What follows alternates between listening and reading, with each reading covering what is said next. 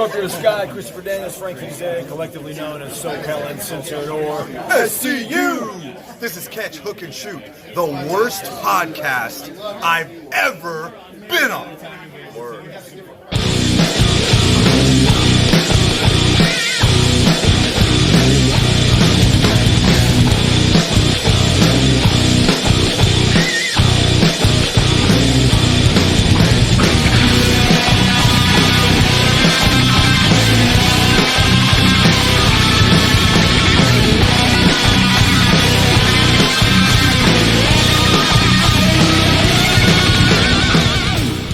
What's going on, everybody? Welcome to Catch, Hook, and Shoot. Today is Sunday, March the 1st, 2020.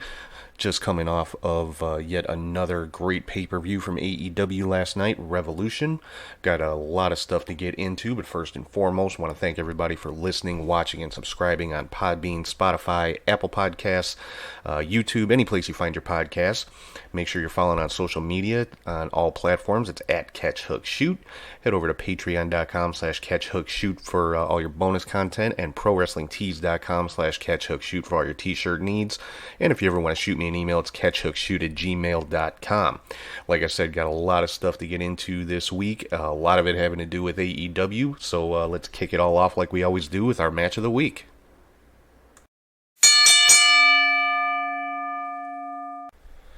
So for this week's match of the week, it was kind of a hard decision. There was quite a few good matches out there this week, but yeah, my pick for match of the week this week is Pac versus Kenny Omega in a 30-minute Iron Man match from AEW Dynamite this past Wednesday.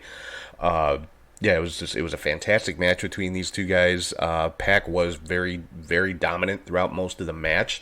At the end of the 30 minutes, it actually ended in a 1-1 tie, and really the only reason that Omega had that one victory in the 30 minutes is because Pac got himself disqualified early on in the match, and it was a strategic move on his part. Got himself disqualified in order to gain an advantage over Omega so that he could pick up a pinfall victory, and but that it ended up working against him because it ended in that 1-1 tie, and during the sudden death period, Kenny Omega was able to come back and pick up the victory. So just a really, really great match between these two guys. I highly recommend you check it out. So once again, this week's match of the week, Pac versus Kenny Omega in a 30-minute Iron Man match from AEW Dynamite. So rolling right along into the next segment of the show here, it's my top 3 highlights of the week, and it is called the 3 Count. So number 1 on the 3 Count this week is we have a new WWE Universal Champion, and that new champion is Bill Goldberg. A little bit of a surprise to a lot of people. I think most everybody expected The Fiend to retain.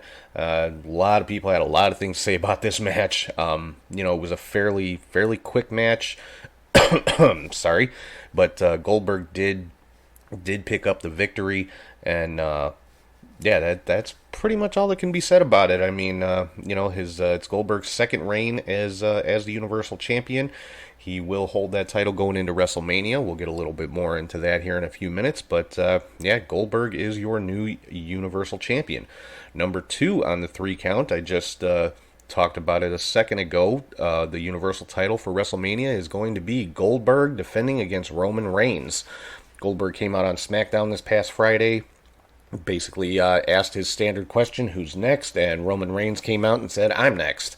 Then a few minutes later, it was announced that the match was official for WrestleMania, Roman Reigns versus Bill Goldberg. So kind of weird, because the original plan supposedly was the winner of the Elimination Chamber match would get the Universal title shot. I think everybody assumed that was going to be Roman Reigns anyway, but yeah, I mean, they had already gone so far as to have Sheamus, come out and announce himself as part of that chamber match. So now it looks like that the men's Elimination Chamber match is just off, because there'd be no real point to it. There's nothing no prize at the end, so to speak. So yeah, Goldberg and Roman Reigns official for WrestleMania is number 2 on this week's 3 count, and number 3 on the 3 count we've got a new AEW World Champion, and Jon Moxley defeated Chris Jericho last night in another great match between these two guys. And so yeah, Moxley is now the second AEW World Champion, ended Chris Jericho's reign. Little bit of a surprise to me. I had said before I thought Jericho should hold the title for at least a year to just kind of build up the prestige and things like that for the AEW Championship.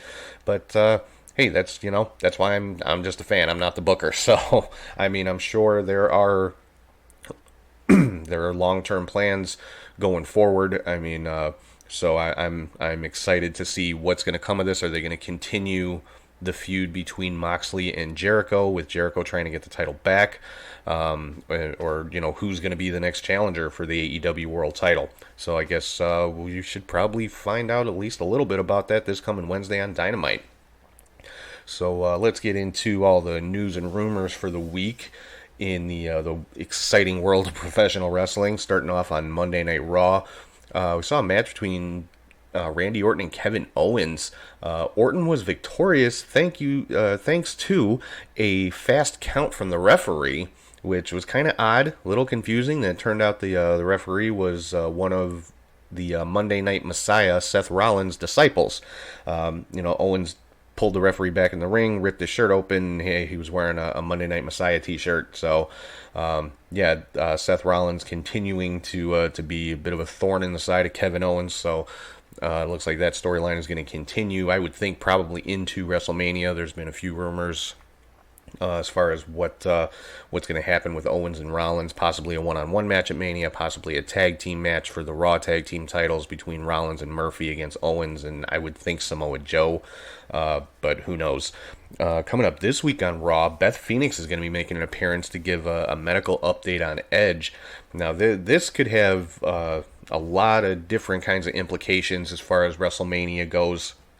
Obviously, the first thought being, is Randy Orton going to attack Beth Phoenix kind of the same way he did several years ago when he attacked Stephanie McMahon to get at Triple H. So kind of be along the same lines. He attacks Beth Phoenix, and then, we see Edge come back. I actually believe he's scheduled for Raw the following week, if I remember right. Was out there that, he was in the local advertisements to make an appearance on Raw. Not this coming Monday, but next Monday. So they, definitely could go that direction. Another rumor going around out there is Beth could possibly be attacked by Asuka. We saw a confrontation between Asuka and Natalya during the Women's Elimination Chamber contract signing on SmackDown on Friday. And of course, Natalya and Beth Phoenix, best friends, tag team partners. And the rumor floating around is that the women's tag team title match at WrestleMania could be the Kabuki Warriors versus Beth Phoenix and Natalya. So this appearance by Beth on Raw could start the build to that match as well.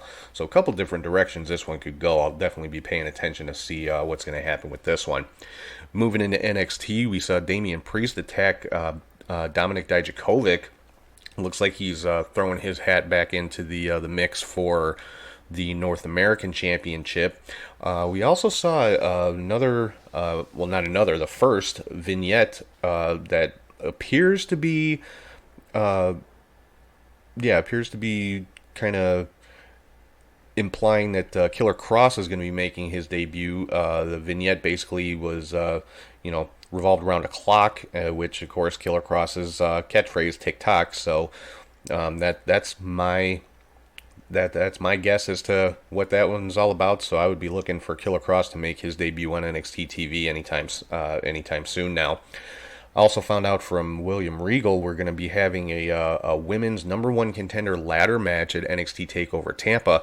Now, of course, the NXT Women's Championship not going to be defended on that TakeOver show because it is being defended on WrestleMania with Rhea Ripley defending against Charlotte. So, in place of the Women's Championship match, we're going to have a number one contender ladder match. There's going to be qualifying matches over the next few weeks to see who's going to be in that ladder match. So with the level of talent in the NXT Women's division, I expect that ladder match to be amazing. So I'm very excited for that one.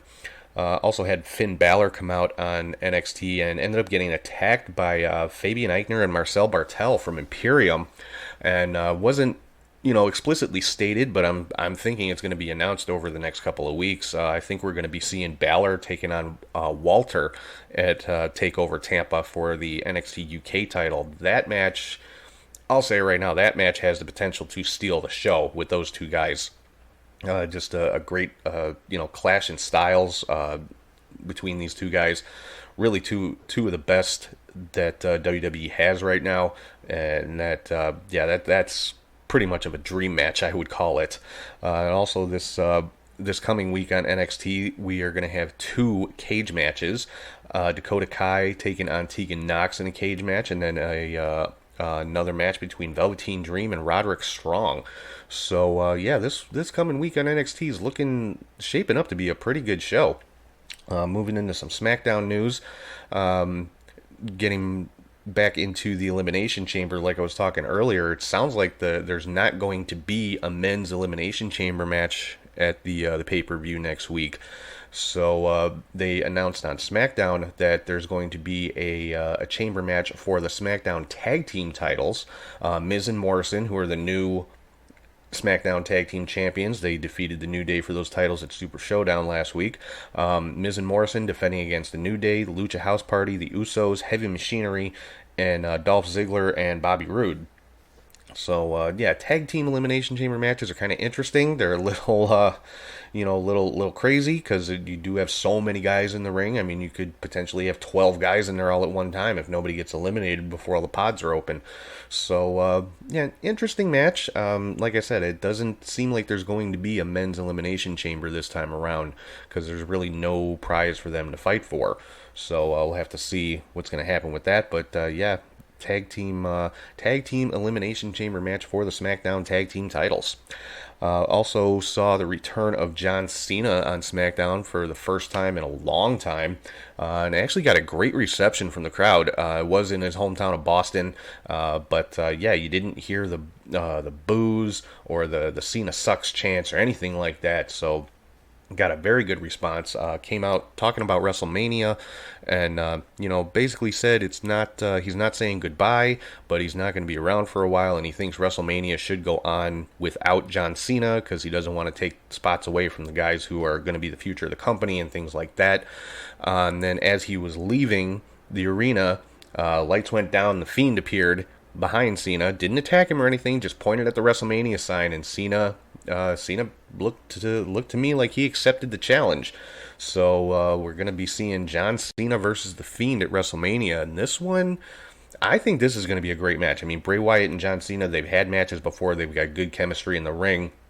Both guys, they're 2 of the top guys in WWE right now. What else can you say? Cena, the face of WWE for so many years, and Bray Wyatt right now, probably the most popular character in WWE at the moment. So that should be a great match between these two. So I'm excited about that one. Some miscellaneous WWE news was announced that Samoa Joe was suspended for 30 days for a violation of the wellness policy. Now, he was out already with a concussion, so that doesn't affect things too much for him because he's not able to wrestle right now anyway.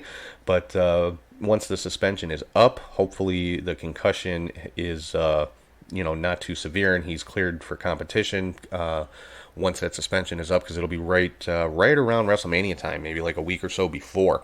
So we'll have to keep an eye on that one. Read another interesting rumor this week for after WrestleMania for Brock Lesnar's next opponent. Now, by all accounts, I think everybody is pretty much assuming that Drew McIntyre is going to defeat Lesnar for the WWE Championship. That's my guess. That's what's going to happen. It's going around online that Lesnar's next opponent could potentially be Bobby Lashley, which is something that people have been wanting to see since Lashley came back to WWE.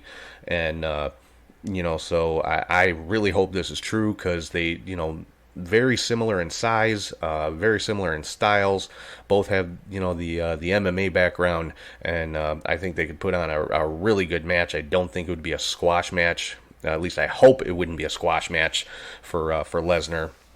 So yeah, hopefully this rumor is true, because I think that's a match that a lot of people would want to see. It was also announced by WWE on their social media that Southpaw Regional Wrestling is coming back for season 3 this summer. Now, if you guys have not seen Southpaw Regional Wrestling, definitely check it out. They have some of the episodes on the WWE Network. They're also on YouTube. But it's very entertaining. It's kind of like basically a parody of the old territory days from the 80s. And it's just, it's a cool little show. It's fun, and it's entertaining. It's one of the better things that WWE has done in the last several years. So keep an eye out for that. Southpaw Regional Wrestling Season 3 coming this summer. Getting into some other news from the Super Showdown pay-per-view this past Thursday. In the gauntlet match for the Tweak Trophy, looked like AJ Styles was going to win. He was pretty much the last man in the ring. The next competitor was supposed to be Rey Mysterio. They cut to a shot in the back, and Mysterio had been taken out by the OC, Gallows and Anderson. And then shot back to AJ in the ring. He's talking to the crowd and, saying, give him the trophy. Rey's not coming out, and this and that. And then cuts to another shot in the back. Gallows and Anderson are down, and who comes to the ring but the Undertaker. And the Undertaker chokeslammed AJ, got the pinfall, and won the Tweak Trophy. But I think really the big story in this is going to start setting up the match for WrestleMania, which the rumored match, and it looks like it's going to be true, is The Undertaker versus AJ Styles.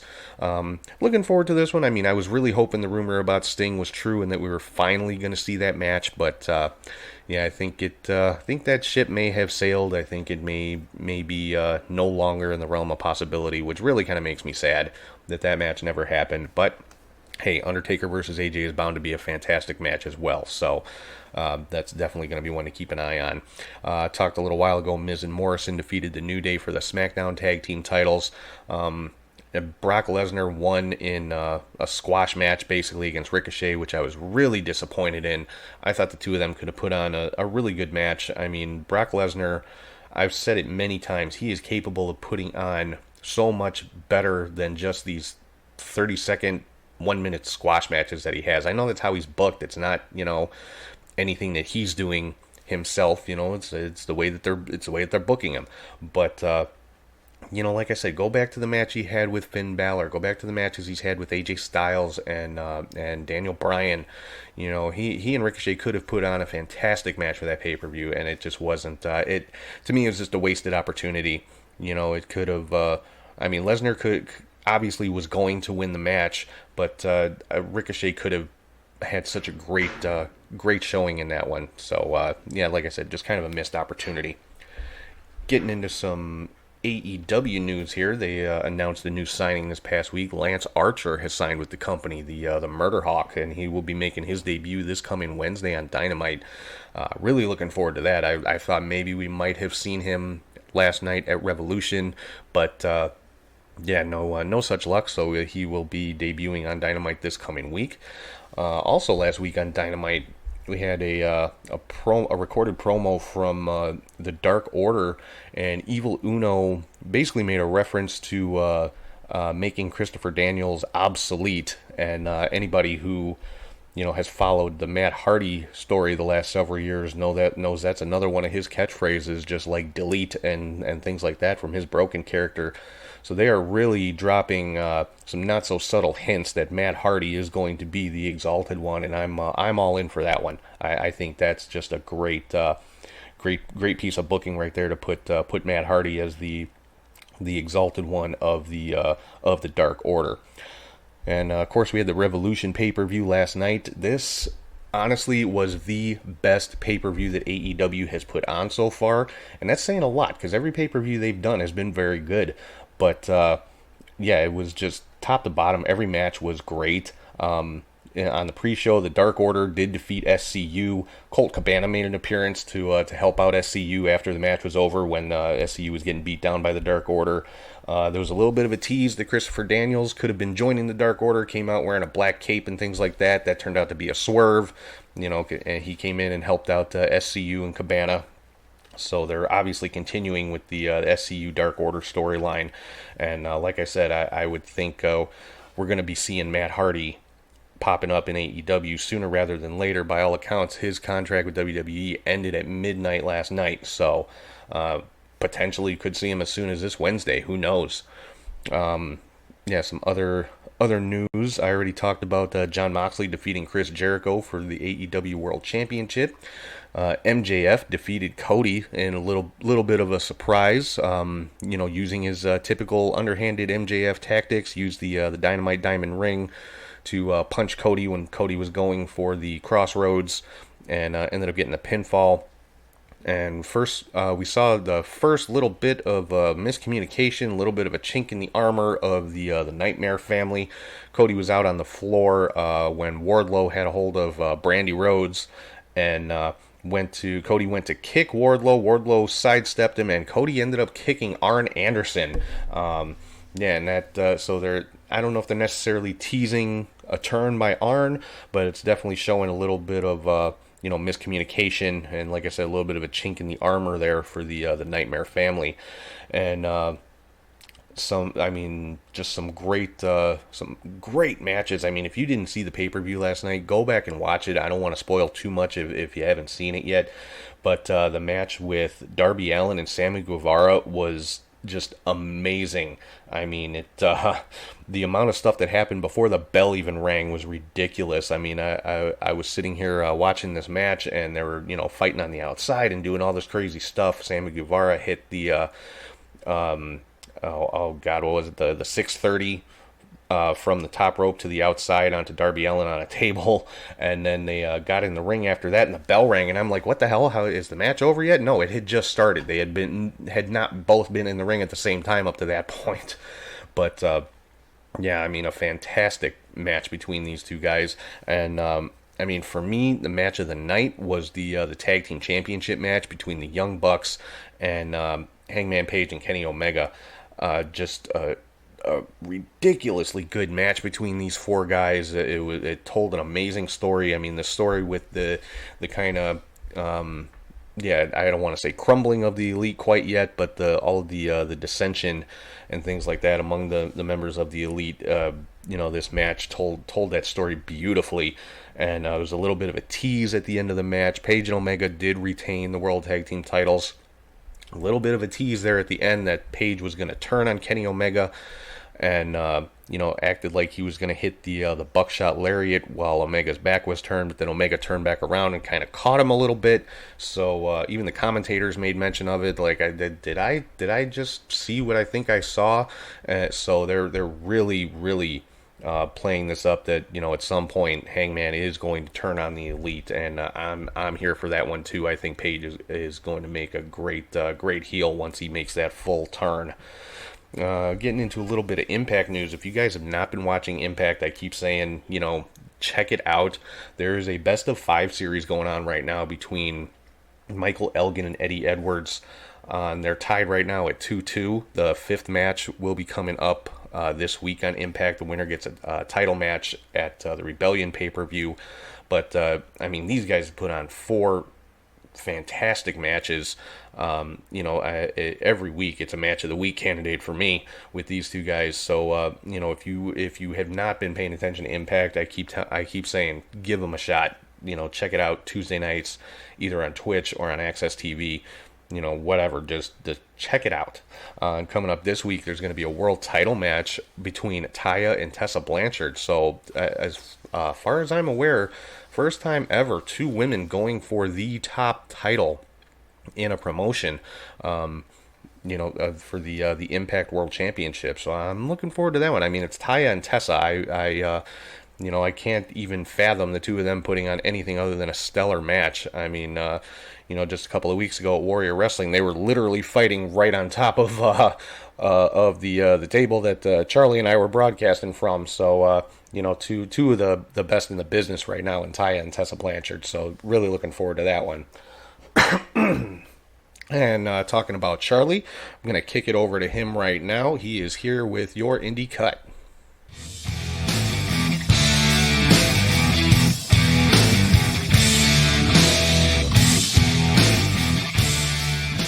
Thank you, Tom, and hey there, wrestling friends. I am Charlie G with your Indie Cut. It was a short week on the indie scene, so let's get to it with the results from the Qatar Wrestling Super Slam 2 show from the 21st, where Brian Pillman Jr. lost to Enzo, which to me is a shame, but everyone has their own agenda. White Eagle defeated Matt Cross and Matt Sydal.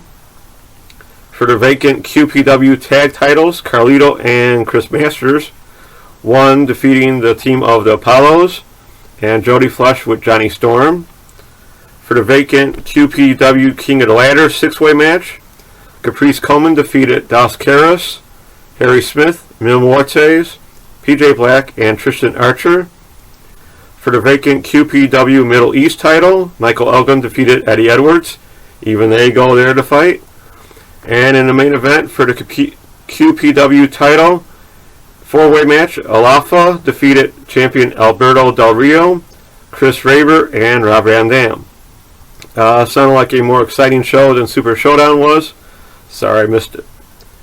Now let's head to AAA, Take My Mask tour from the 22nd, where Ramos teamed with Masquerita Sagrada and Nino Hamburguesa, defeating Demas, Latigo, and Drastic Boy. It was a nice opening match with Nino landing a big top rope splash on Drastic Boy. After the match, once again, Los Granables came out to pick on Nino and Masquerita. Next we had a ladies three-way match between Lady Shani, La Hydra, and Lady Maravilla. It was way too short of a match between these three, plus referee Tarantes let Ray Scorpion interfere, hitting a package pile driver on Lady Shani, then a frog splash from Maravilla for a double pin. Not sure who really won since it was a three-way match and both of them pinned Shani. After the match, La Hydra took Lady Shani's mask. Who knows what that will lead to. Then we had Hio Della Park and LA Park Jr. versus Argenis and Ariz. Parker Negra and Superfly in an all Rudos match, which was kind of sloppy between all three teams. And of course it ended with Parker Negra removing Hio Della Park's mask and hitting a low blow for an easy pin. Parker Negra doesn't like any of the Parks, and he wants to be the only one. Hence why he's taking all the masks he can. Good luck. Now we had Hilo del Vikingo, Mrs. C's Jr., and Octagon Jr. take on Averno, Chessman, and Ray Escorpion. This was a wild good match in and out of the ring, with Octagon hitting a split-legged moonsault on Chessman for the win.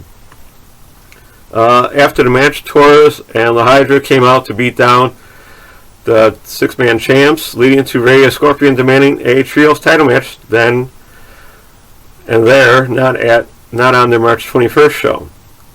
Vikingo unwisely accepted, and with Tarantes as referee, there was a lot of 3-on-1 attacks, but somehow the champs pulled off the win, hitting an inverted, with Vikingo hitting an inverted 450 splash on Hydra, as the others were outside the ring getting planched by the other two.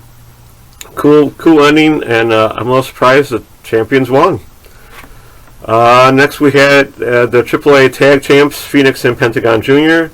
versus Australian Suicide with Torres and Laredo Kid with Puma King. This match started off fast and furious with both teams hitting outside moves on the Lucha Bros. Then with Phoenix pinning Suicide after hitting a Blackfire driver. After the match, out came the OGTs, Averno, Superfly, and Chessman, attacking the Lucha Bros, ripping their masks apart to build towards a tag title match in the future.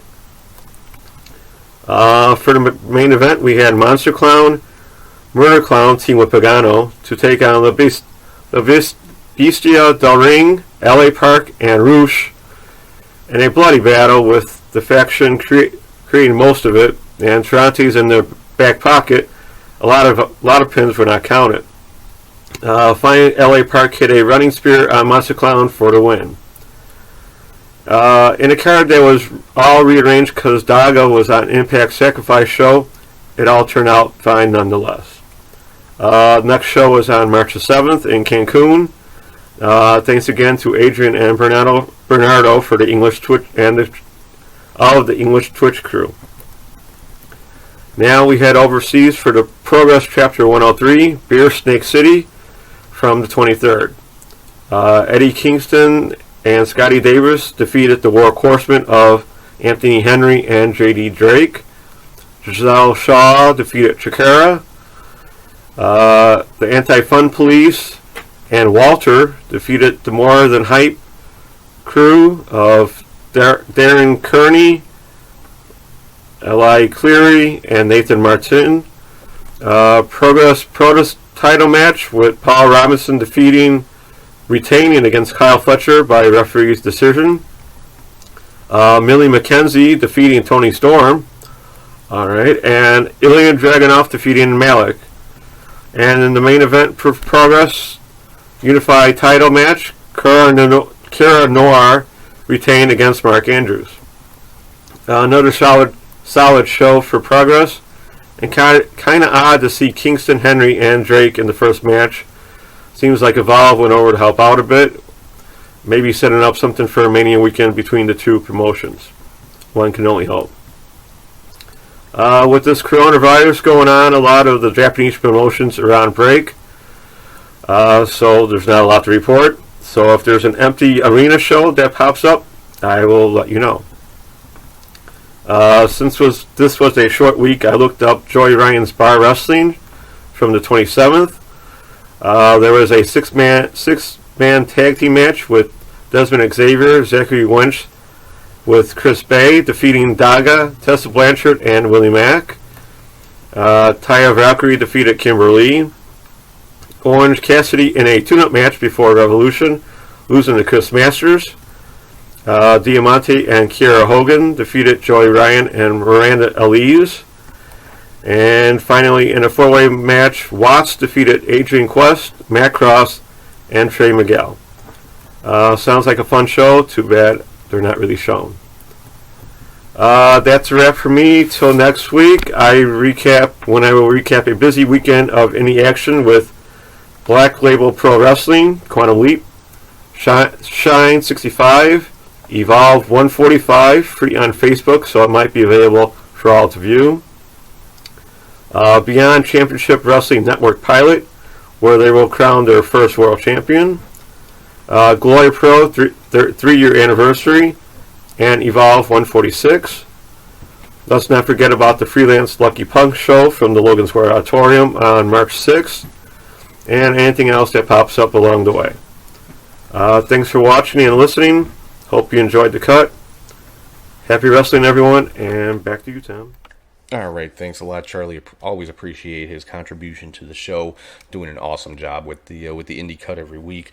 So before we move into the next part of the show, want to let everybody know that my buddy Cowboy Archie Coughlin, I know you've heard me talk about his book Two Swords, One Stone, and his book has just been re-released on Amazon with some edits, some updates, things like that. So I'm gonna let you guys hear a few words about that right now. Two Swords, One Stone is a story of hard work, dedication, faith, and love. Set in the 1300s, a small-town man finds himself on a long path of enlightenment. Troy Carter learns that his brother is alive after 17 years of being told of his death. Before Troy and his father set out to find his brother, he finds that an evil Dark Lord named Kane is seeking to kill Troy and his brother to stop them from finding the two swords of power. Can the brothers come together to fight off Kane and his army to save the people they love? Find out where Troy will end up in this stunning story.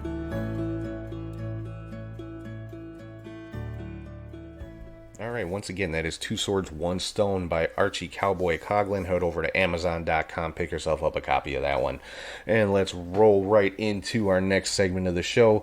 Just, one of my favorites, talking about what could be, what could have been, things I'd like to see, using your imagination and daydreaming, if you will. And, of course, I am talking about the Fantasy Booker.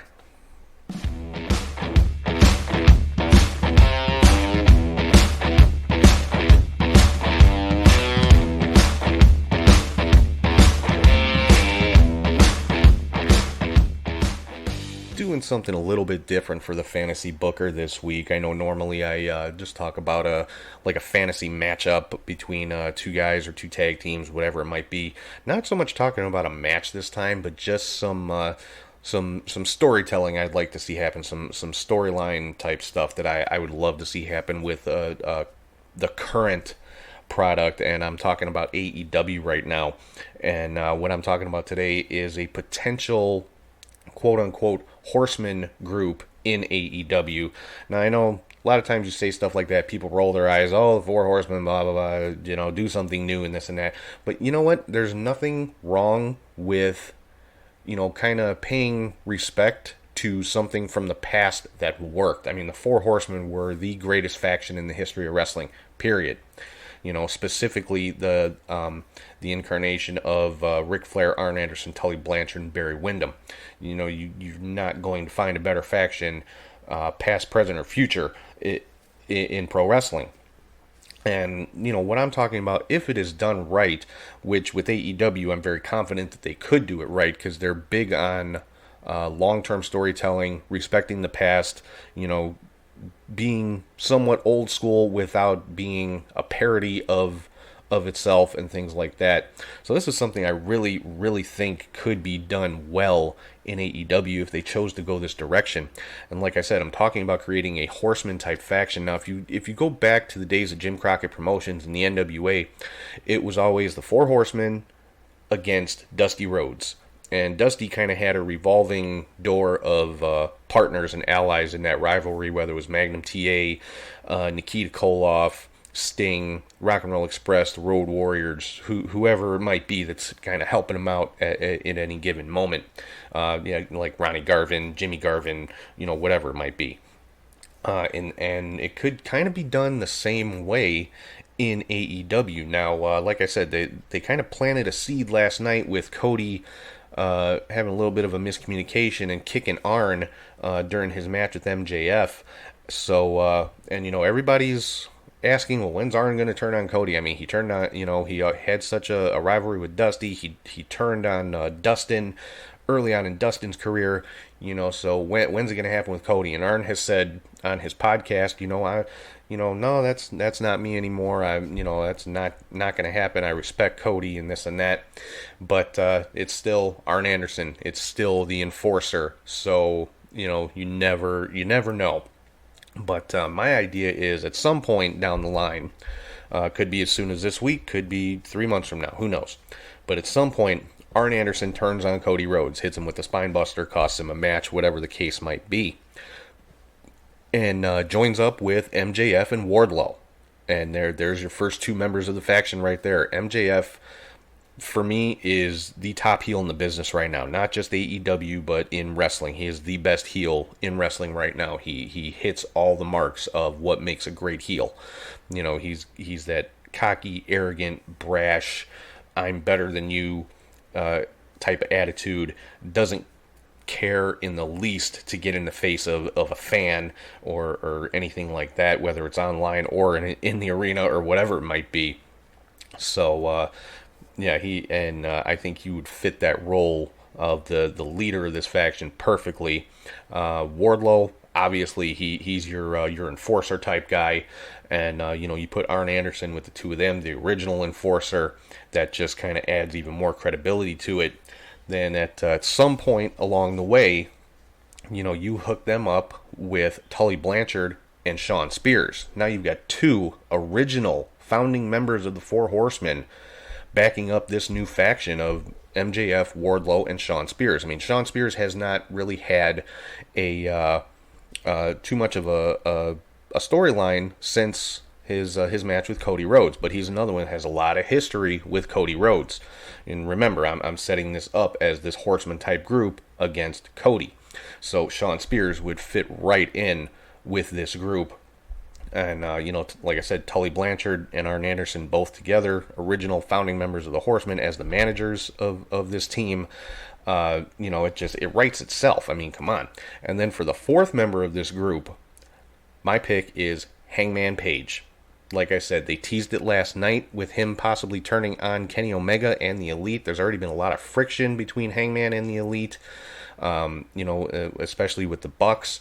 So, and remember, Cody is a member of the Elite as well. He doesn't have a lot of matches or anything with the rest of the Elite guys. They're kind of doing their own thing. But Cody is a member of the Elite. So when Hangman turns on the Elite, he's turning on Cody too. There's history there from the Bullet Club and the Elite and all of that kind of stuff. So Hangman Page rounds out that 4-man group, and to just kind of take out Cody Rhodes. I mean, that's classic wrestling, classic storytelling. Definitely a throwback with current big name, big time players in AEW.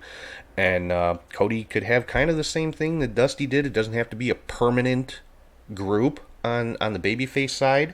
I mean, it could be. You could just have the Elite as far as Cody, Kenny, and the Bucks against MJF, Wardlow, Spears, and Hangman. Or you could have kind of that revolving door like Dusty Rhodes did. He could have maybe partner up with Jon Moxley at some point. Partner up, maybe Lance Archer comes in as a baby face. I don't see that, but you never know.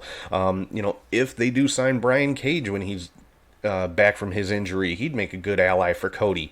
SCU, I mean, the possibilities in this one are endless, and I think it, like I said, a lot of it writes itself. It's great storytelling. It's paying homage to, the old school Horseman versus Dusty stuff, but obviously with the current players, and I think it'd be a great piece of booking. So that's my fantasy booker for this week. I want to see a new Horseman style group in AEW. I want that group to be MJF, Wardlow, Shawn Spears, and Hangman Page, with Arn Anderson and Tully Blanchard in the management roles, opposing Cody and whoever else he may get to help him out on his side. So yeah, let me know what you guys think. Drop me some comments or whatever. Let me know what you guys think of that one.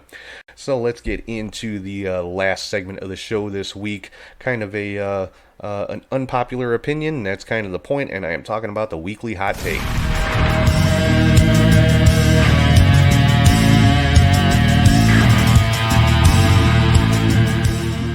My hot take for this week is this: losing the Universal title will not kill the Fiend character.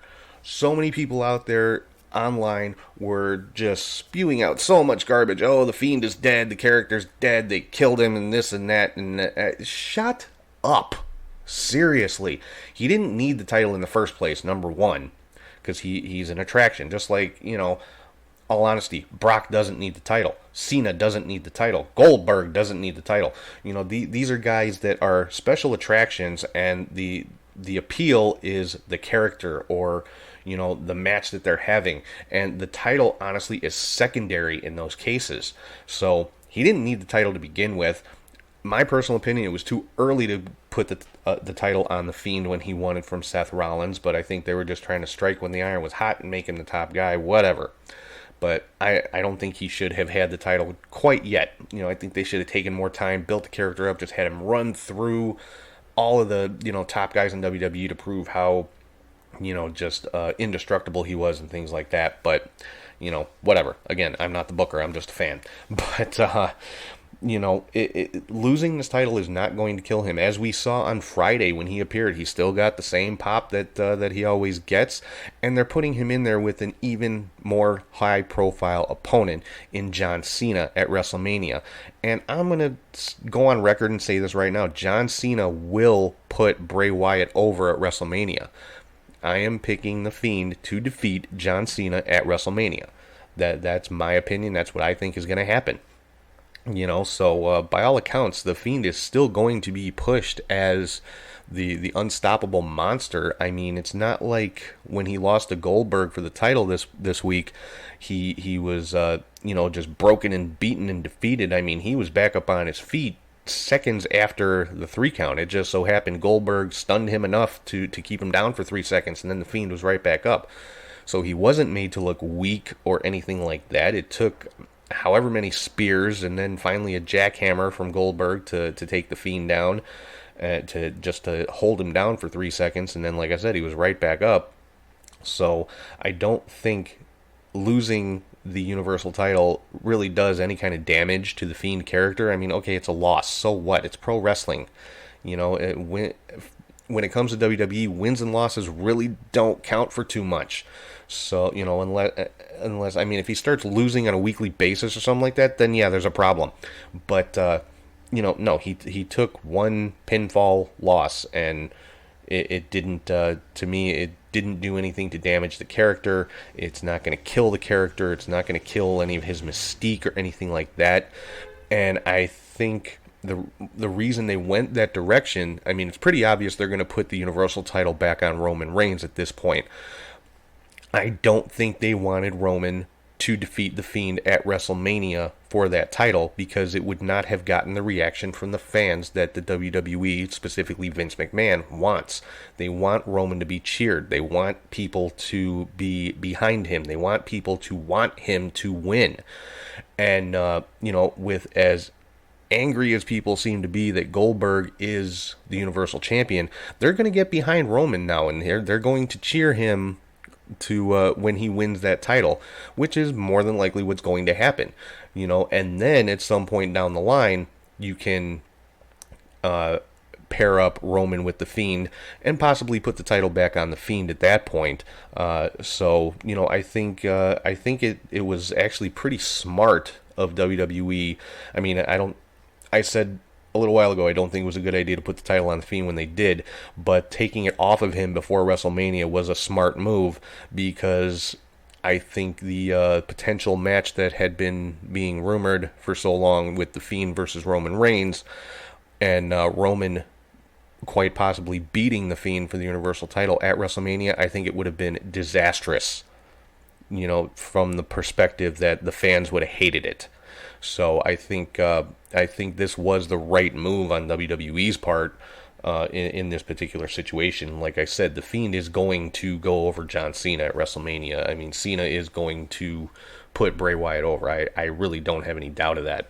So that is my weekly hot take for this week. I actually do not have a troll of the week this week. I just honestly didn't spend enough time online to find one, and I don't typically go hunting trolls down. I just kind of as I'm scrolling, see which ones stand out to me. But didn't really find anybody worthy of the honor this week. So we're gonna skip the troll of the week for this week. But I'm sure it'll probably be back by next week. So that is going to wrap things up for this week on Catch, Hook, and Shoot. Once again, I want to thank everybody for watching, listening, and subscribing on YouTube, Podbean, Spotify, or wherever you get your podcasts from. Make sure you're following on all social media platforms at Catch, Hook, Shoot. Patreon.com/CatchHookShoot for bonus content, and ProWrestlingTees.com/CatchHookShoot for all your t-shirt needs. And if you ever want to send me an email with questions, comments, anything under the sun, anything you want to say about the show, it's catchhookshoot@gmail.com. And going to end the show as I always do, like I've been telling you guys for so long, since the beginning of this year at least. Make sure you're telling everybody who's important to you how important they are. Make sure you're showing them. Don't ever be afraid to tell somebody that you care and how much you care. And just to borrow JR's line, like I've been doing, tomorrow's not guaranteed. So keep the people important to you, keep them close to you, and let them know what they mean to you.